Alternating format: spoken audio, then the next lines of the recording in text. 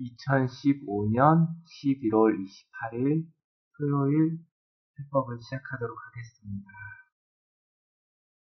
참수행법을 물질계의 일에 결부시키지 않아야 된다라는 내용에 대해서 한번 설명을 드리겠습니다. 이건 무슨 뜻이냐? 2500년 전 석가모니 부처님께서 마지막으로 사람의 몸으로 화하신 겁니다. 석가모니 부처님께서는 수억건만 년 동안 수행을 정진했기 때문에 일반 사람들이 상상할 수 없는 위력을 가지고 계신 분입니다. 한 생을 공부한 것이 아니죠.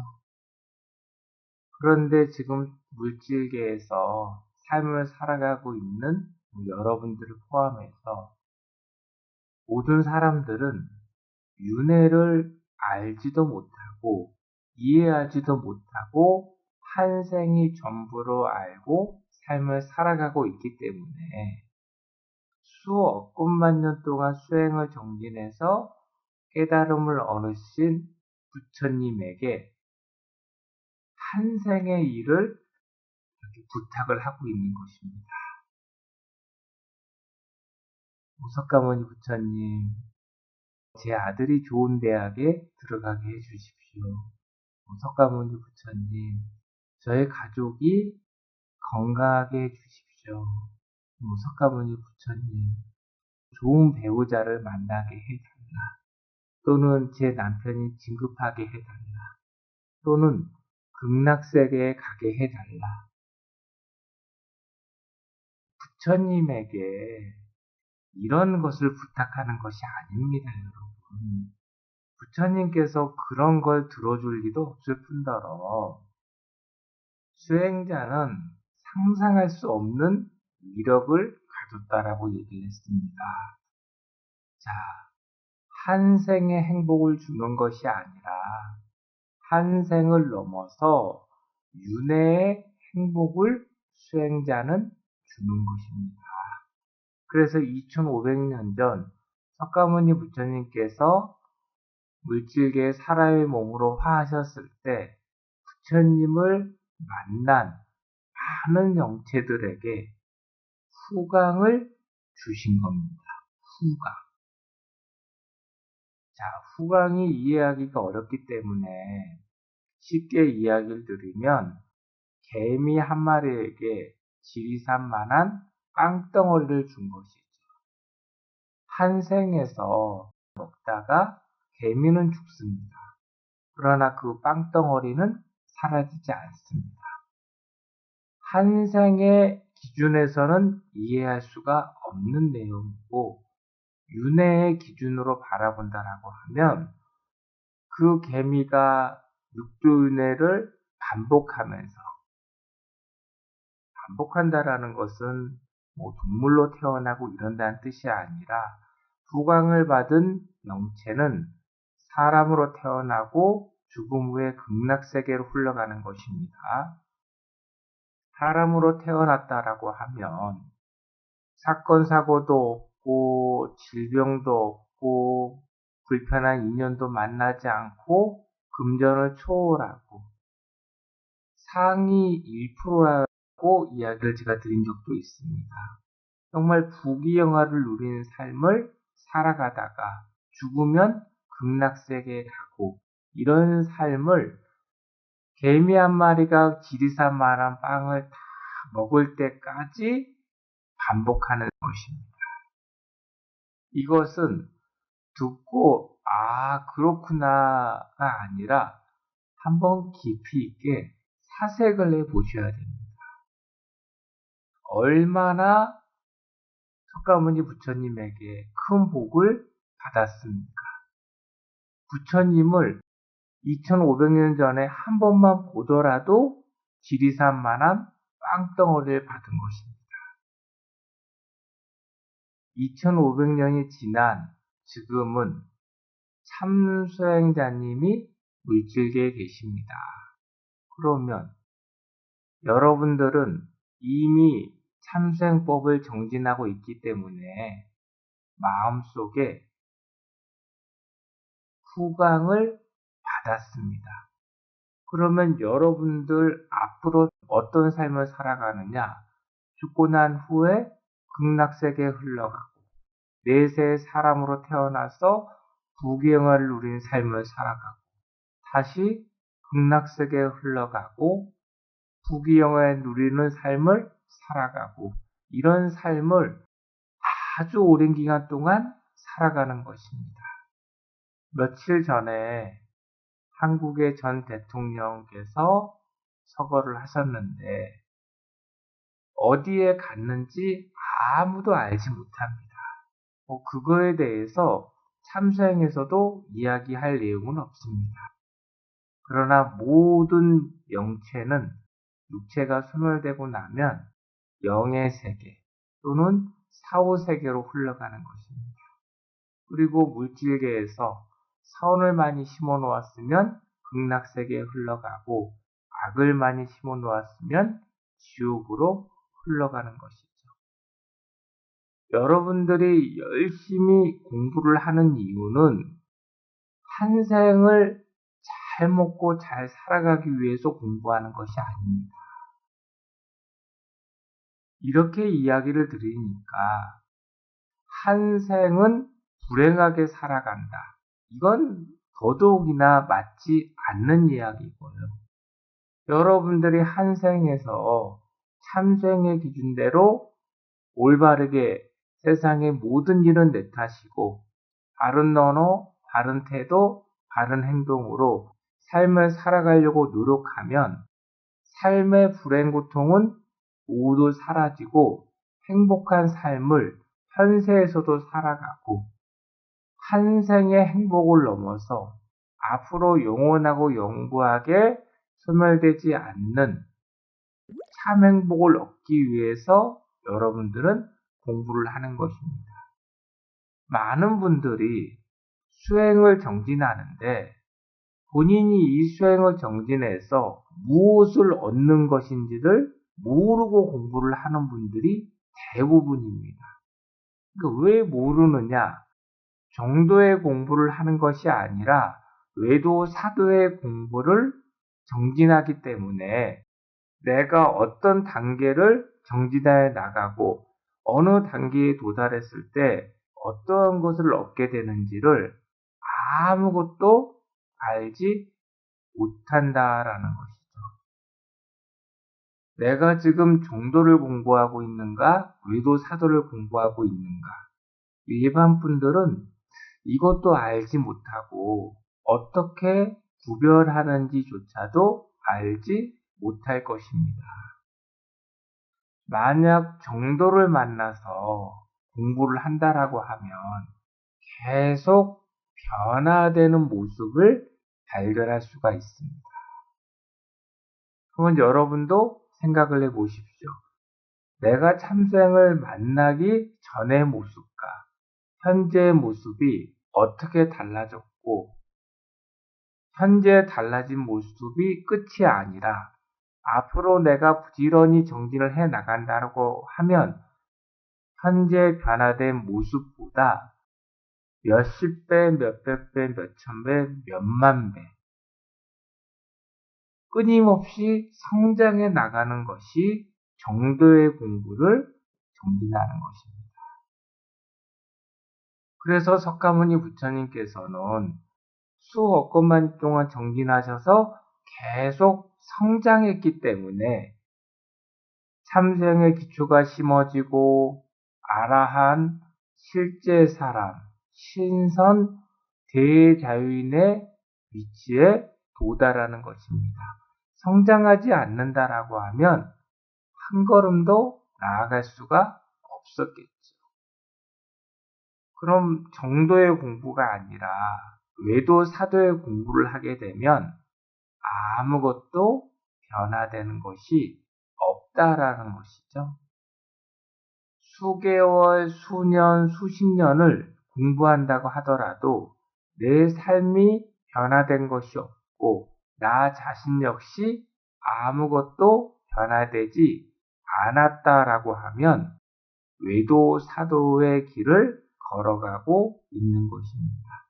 많은 분들이 착각하고 있는 건 생각으로 또는 지식으로 무언가를 알고 있기 때문에 나는 조금 변한 것이 아닌가, 행동이 없다라고 하면 달라지는 것은 아무것도 없습니다.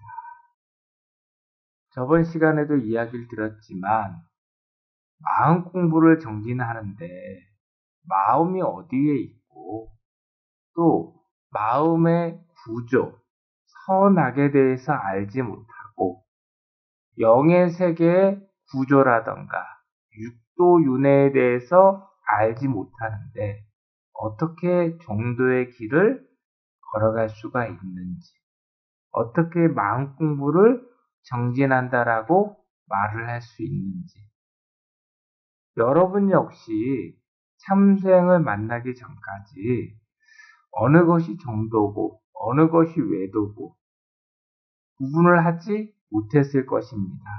이제는 참수행법을 부지런히 수개월만 정진을 해 나가면 어느 것이 정도고 어느 것이 외도구나를 확실하게 구분할 수가 있는 것입니다. 그래서 여러분들은 참수행법을 정진을 해 나가고 있는데 한 생의 행복을 바라더라. 이건 너무나 작은 겁니다. 그리고 참수행 공부를 정진하는데 아주 소소한 것. 내가 참수행법을 정진하니까 내가 이거 하는 일이 잘 될 것이다. 이런 한 생의 바람을 가지고 공부하는 것이 아닙니다. 여러분들은 큰 목적인 윤회의 구속에서 벗어나는 목적을 가지고 수행법을 정진해 나가는 것입니다. 그리고 항상 이야기를 드리지만 참수행법을 만났다고 하더라도 수행이 성장하기 위해서는 최선을 다해야 됩니다.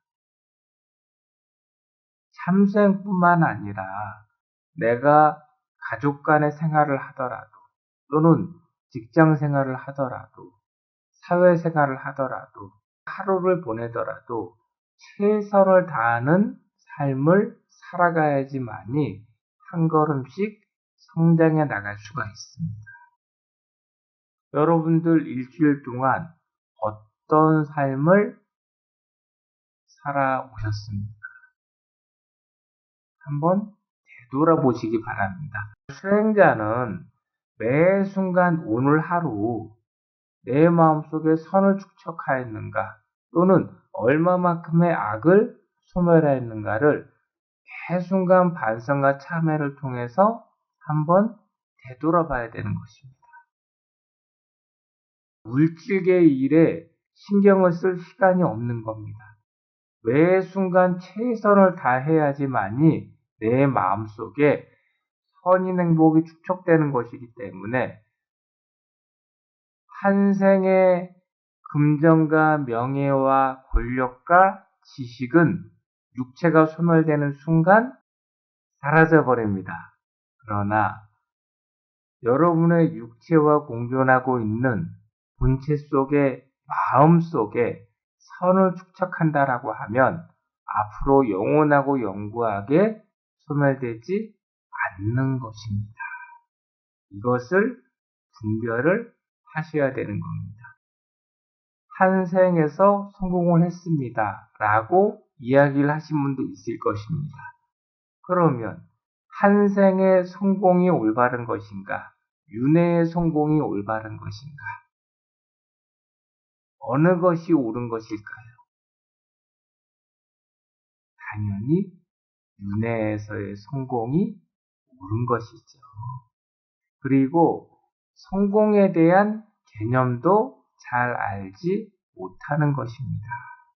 성공에 대한 내용은 2부에서 설명을 드리도록 하겠습니다.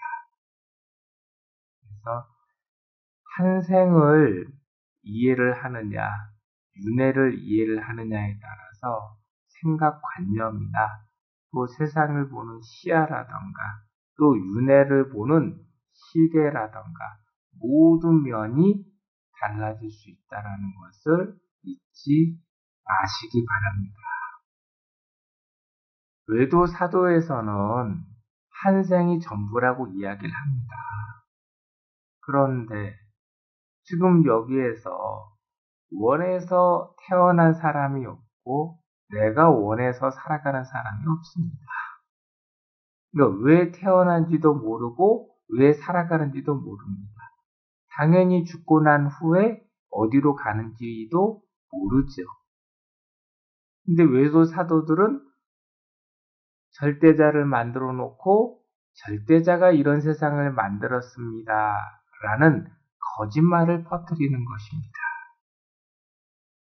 내가 원하던 원하지 않던 태어나는 것과 같은 것으로 외도 사도를 믿었다라고 하면 육체가 소멸되고 난 후에 내 마음속에 상상할 수 없는 악을 축적하였구나 라고 영의 세계에서 반성과 참회를 하고 상상할 수 없는 고통을 받고 다시 물질계에 태어나 삶을 살아가는 것입니다. 물질계에 태어나면 100번을 윤회하면 한 번, 두 번 사람으로 태어나고 98에서 99번을 동물로 태어나는 삶을 살아간다고 얘기를 했습니다. 사람으로 태어나기가 참 어려운데 사람으로 태어났다라고 하면 사람다운 삶을 살아가기 위해서 부단히 노력을 해야 되는 것입니다. 사람다운 삶이란 내가 남자로 태어났다라고 하면 남자다운 삶을 살아가고 있는가? 또 내가 여자로 태어났다라고 하면 아내의 역할을 한다라고 하면 아내의 역할을 충실히 하고 있는지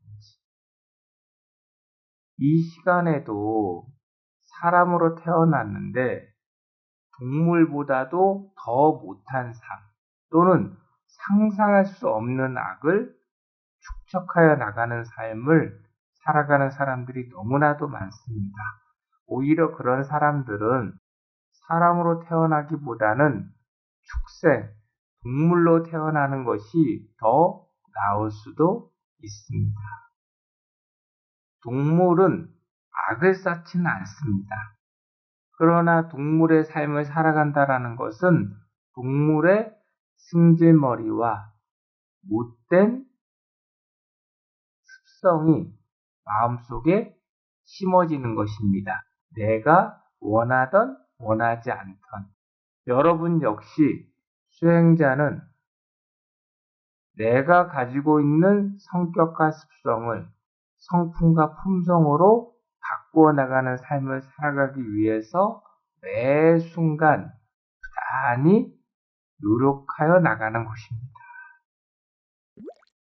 그리고 한 가지만 더 이야기를 드리면 물질계에서 사람을 폭행하고 또는 남을 속이고 이런 것들이 큰 죄가 된다라는 것은 알 것입니다.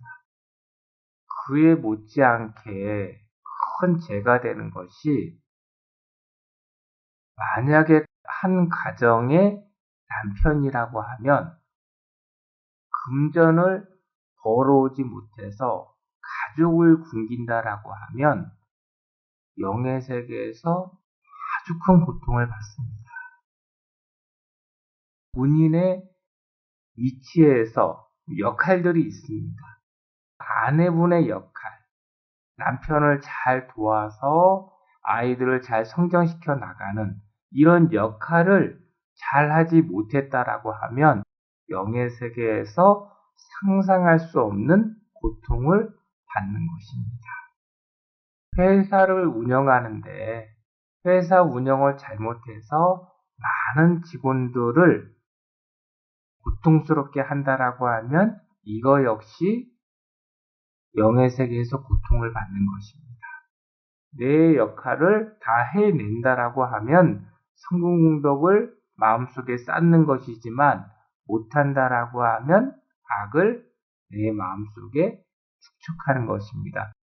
물질계에서는 동물로 태어났을 때도 먹이가 중요한 것이고요. 사람으로 태어났을 때도 금전을 얼마만큼 잘 벌어서 가져다 주느냐, 주지 않느냐, 이런 것이 중요한 것입니다. 만약에 대통령이라고 하면 국민들을 고통스럽게 한다라고 하면 영예세계에서 큰 고통을 받는 것입니다. 국민들을 불편하지 않게 잘 이끌었다라고 하면 성공운동을 쌓은 것이고요. 자세한 내용은 2부에서 하겠습니다. 1부 수업은 여기까지 하겠습니다. 고맙습니다.